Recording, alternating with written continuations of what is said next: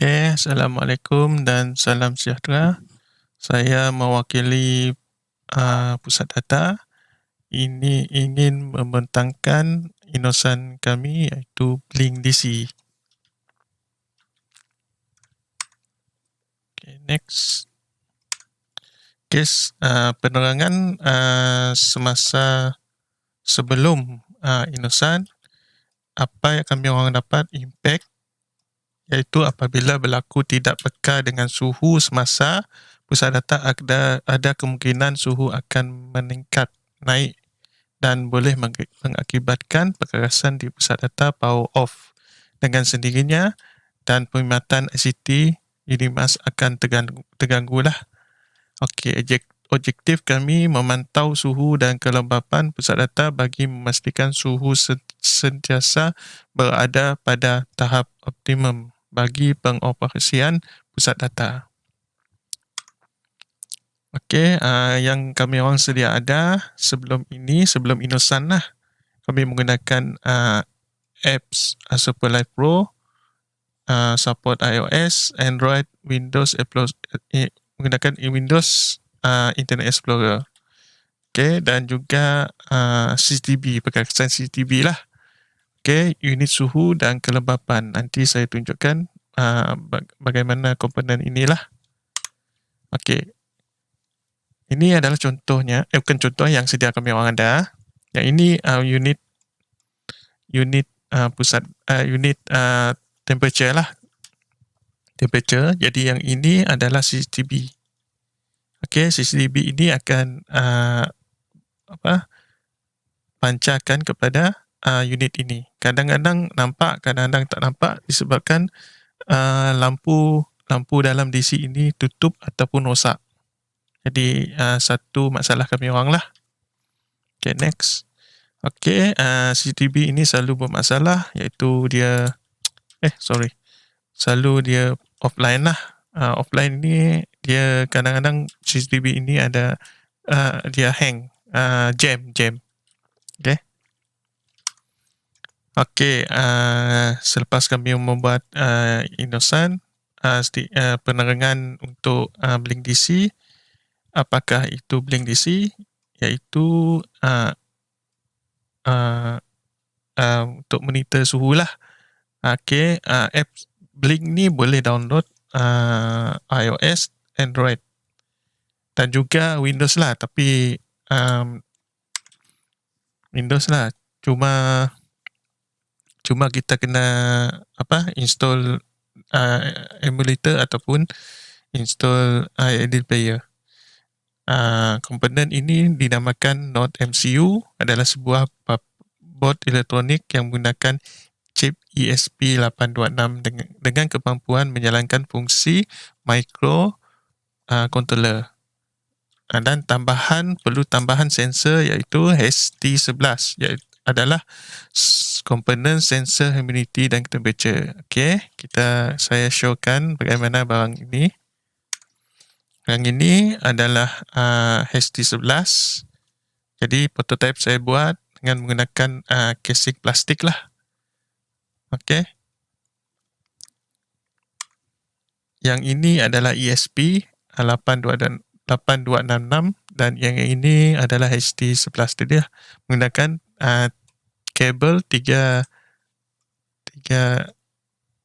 unit, connect to D1, D0, D1, D2, boleh mana-mana inilah. Boleh connect untuk ST11 ni. Okey, kalau nak tahu lebih detail bagaimana kita nak buat ni, boleh cek dalam YouTube lah. Ini adalah coding yang kita perlu edit lah.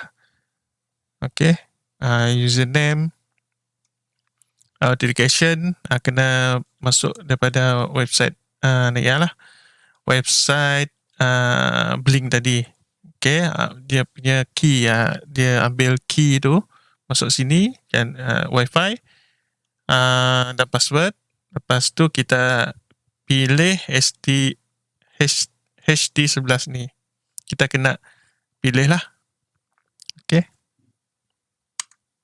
Okey, beza antara komponen kedua komponen ini yang sedia ada menggunakan apps Superlight Pro, Android, iOS dan Windows dan web.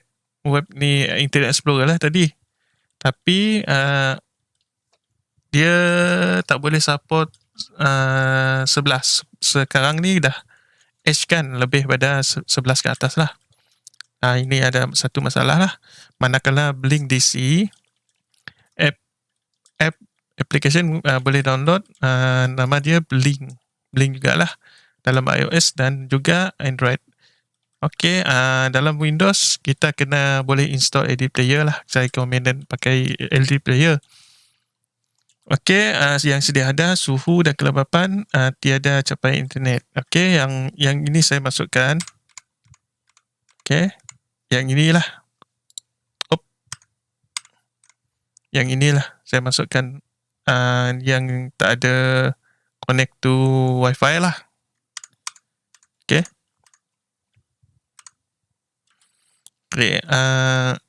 Manakala suhu dan kelembapan ada capaian internet yang ASP tadi lah, yang ini lah yang ada connect to Wi-Fi.